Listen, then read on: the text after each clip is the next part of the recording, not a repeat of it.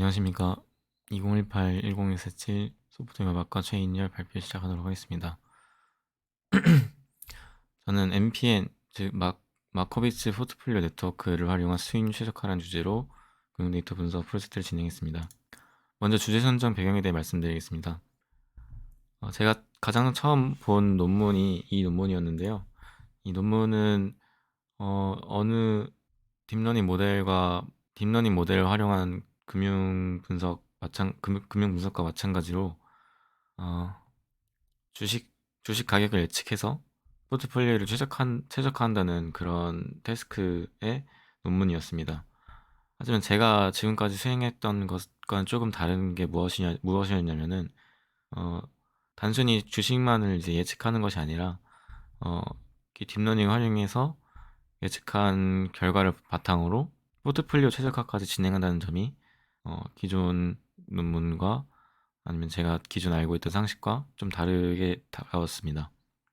그래서 이 논문을 읽다가 이렇게 구현을 해보면 좋겠다라고 생각이 들어서 구현을 하겠다라고 결심을 했는데 다소 구현에 대한 내용이 명시적이지 않고 어려움을 좀 느껴서 이런 그러니까 딥러닝을 활용해서 포트폴리오 최적화를 진행하는 태스크가 있는지를 탐색을 하다가 관련 자료를 찾게 되었고 해당 주제로 분석을 진행하게 되었습니다. 그래서 이제 마코비츠 포트폴리오 이론을 다음과 같이 요약할 수 있는데요. 마코비츠 포트폴리오 이론은 여러 위험 자산들로 포트폴리오를 구성할 때 특정 목표 함수를 극대화시키도록 이렇게 최적 투자 비율을 결정하는 것과 관련이 있는데요. 가장 일반적인 거는 이제 표준 편차를 최소화한다거나 아니면 샤프 지수를 최대화한다거나 이런 식으로 목표 함수를 두어서 해당 목표 함수가 최대나 최소화 되도록 포트폴리오를 구성하는 게 이 마코비치 포트폴리오 이론의 특징입니다. 그래서 이런 포트폴리오를 구성하면은 자산들이 개별적으로 위험하기 때문에 이런 개별적인 위험을 줄일 수 있고 이제 목표 함수로는 이제 가장 일반적으로는 이제 위험 조정 수익률, 즉 이제 샤프 지수 등을 사용을 하는데요.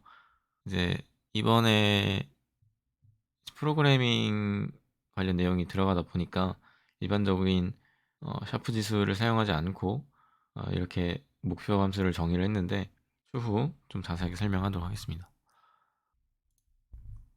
그래서 식을 조금 정리를 하자면요. n개 위험 자산에서 식 이제 이 목표 함수를 극대화시키는 최적 투자 비율 W를 이제 정하는 건데요. 이런 기대 수익률과 분산은 이 3과 4에 의해서 정의가 됩니다. 그래서 이거는 이제 수업 시간 때 배웠던 그런 공식들로 인해서 정의가 되고 어, 아까 말씀드렸다시피 목표 함수를 샤프 레시오로 사용할 수 있지만은 일단은 여기서 이거를 사용하도록 하겠습니다. 그 이유에 대해서 말씀드리고자 하는데요. 그래서 이제 상수가 이렇게 붙습니다. 그래서 어, 감마와 델타가 붙는데요. 이제 다시 하겠습니다. 감마와 람다가 붙는데요. 감마는 위험에 대한 비중을 조절하는 함수입니다. 이제 분산 앞에 있는 상수에 붙기 때문에 분산이 이제 이 목표 함수 자체가 이제 맥스가 되는 목표 함수이기 때문에 이게 분산이 크면 클수록 마이너스가 붙었기 때문에 이 감마가 크면 클수록 이 목표 함수를 최대화하는데 불리해지겠죠. 그래서 이제 감마가 만약에 제가 의미로 크게 설정을 했다면은 이 분산에 대한 결과값을 조금 비중을 좀 더 크게 보겠다라는 뜻이고 그렇게 된다면은 이제 기대 수익률 이제 포트폴리오 비율 W와 기대 수익률 R을 내적한 이 값에 대한 값은 좀 작아지겠지만은 어, 분산에 대한 비중을 좀 크게 둔 포트폴리오를 구축하려는 의도이고 반대로 이 감마를 작게 지정하면은 위험을 크게 고려하지 않고 기대 수익률을 높이려는 의도입니다. 이제 람다 같은 경우에는 어, 정규화의 크기를 조절하는 상수인데요. 이제 L2 놈을 사용을 했습니다. 이제 이렇게 사용하는 이유는 이제 한쪽으로 치우치지 않도록 지정하기 위함인데요. 뭐 예를 들면은 이제 제곱의 특성상 크기가 크면 클수록 특정 종목의 그러니까 크기가 클수록 제곱하면 좀 더 값이 커지는 그런 특성을 띠는데, 만약에 포트폴리오 비중이 한쪽에 너무 치우쳐져 있다 그러면 그걸 제곱했을 때 나오는 결과값이 크기 때문에, 이것도 이제 역시나 마이너스가 붙었기 때문에 이 값이 기대수익률에서 뺄셈을 하게 된다면은 불리해지겠죠. 당연히 목표 함수가 최대화되는 게 불리해지기 때문에 어, 이 정규화항을 통해서 포트폴리오 비율을 조금 분산시킬 수 있는 그런 규제를 주었다고 하면 생각하시면 되겠습니다. 이제 여기는 밑에 있는 식은 이제 제한 조건인데요. 공매도와 공매도를 사용할 경우의 제한 조건인데, 이제 제가 진행하는 경우는 공매도를 하지 않는 제한 조건, 즉 이제 W의 합이 1이고 WI는 0보다 크다를 정의를 하고 시행을 했습니다.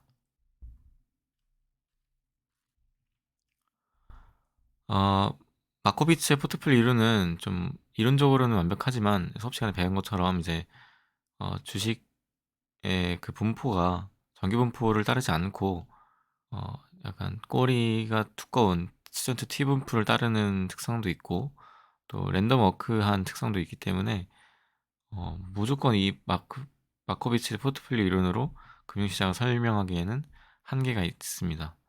하지만 어, 이 과정이 완벽한 랜덤이 아니라 어느 정도의 상관관계나 어, 그러한 연관성이 있다고 생각을 한다면은 그 W를 이제 미래 데이터를 가지고 추정을 할 수 있는데요. 그래서 이 부분에서 딥러닝을 활용을 하겠습니다.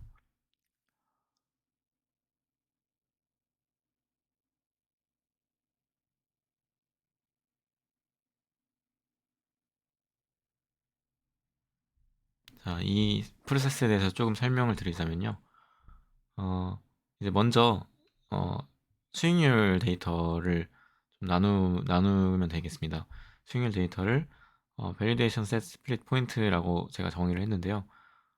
이제 이게 하나의 그 데이터 셋을 정의하는 묶음인데, 이 묶음에서 과거와 미래를 구분하는 포인트입니다. 그래서 만약에 거래일 기준으로 80일짜리 데이터를 준다고 치면은 60일을 포인트로 두어서 3달짜리는 과거의 그 시퀀스를 학습하는 데 제공을 하고, 미래 20일은 미래의 그 평균 수익률과 공분산 행렬을 계산하는 데 활용이 됩니다.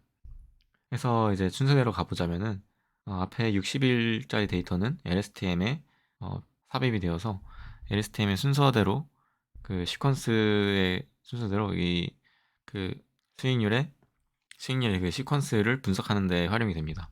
그래서 이 시퀀스를 분석을 통해서 최종 출력값은 1차원 벡터의 W, 그러니까 최적의 포트폴리오 비율을 이제 출력을 하게 되는데요. 이때 소프트맥스 함수를 통해서 확률 값으로 출력을 하게 됩니다. 그래서 이러한 시퀀스를 가진 경우에는 이런 확률을 가진다라고 출력이 되는 거고요.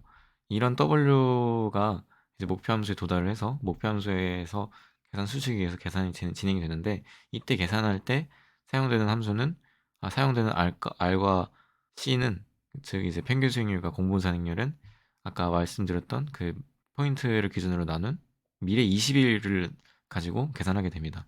그래서 아, 이 과거 60일의 이 상관성, 그러니까 과거 60일의 시퀀스 연관성이 이제 미래에 어떻게 적용이 되는지를 목표 함수로서 설명을 하게 되는 것이죠.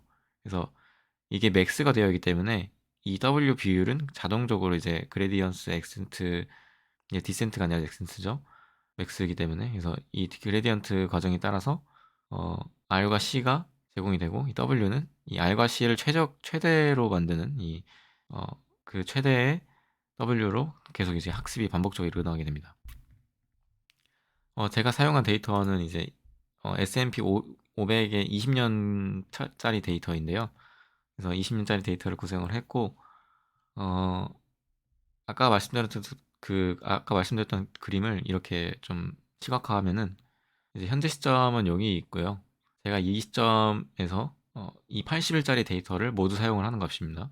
그래서 미래를 예측하는 것이 아니라 이 80일짜리 데이터를 한 번에 학습을 해서 최적의 W를 반환을 하는 것이고요. 그래서 요 앞에 있는 이 파란색 부분은 LSTM에 집어넣어서 최적의 포트폴리오 비율 W를 출력하는 데 활용이 되고, 이 뒷부분 60일부터 80일짜리는 미래 20일에 그 실제 기대 수익률과 공분산을 획득을 해서 이 LSTM의 그 목적 함수로 전달이 됩니다. 그래서 마코비츠 네트워크의 목적 함수로 전달해서 이 LSTM 그 W 소프트맥스의 그 확률 값을 최적화하는 데 활용이 됩니다. 테스트 셋도 마찬가지로 이렇게 똑같이 진행이 되고요. 그래서 이 과정이 이제 1일씩 계속 슬라이딩이 됩니다. 처음에 이제 0일부터 트레인 셋 기준으로 0일부터 기준으로 해서 쭉 진행이 돼서 제가 80대 20으로 나눴는데 4212일까지 계속 1일씩 슬라이딩 돼서 학습을 하고요. 테스트 셋도 마찬가지로 그 이후부터 계속 슬라이딩 되어서 학습을 합니다. 그래서 이 80일짜리가 한 묶음이고요. 음, 요 시퀀스는 이제 이 80일짜리가 한 묶음이기 때문에 어, 이 순서가 바뀌어도 상관이 없습니다. 단 이 80일 내에서의 순서는 바뀌면 안 되는데요. 80일짜리가 한 묶음이고 이 80일짜리는 순서 바뀌기 때문에 이걸 이제 배치단이라고 하고, 이 배치를 셔플을 통해서 조금 더 일반성을 띠도록 모델을 구성했습니다. 다음으로는 코드 설명을 진행하도록 하겠습니다.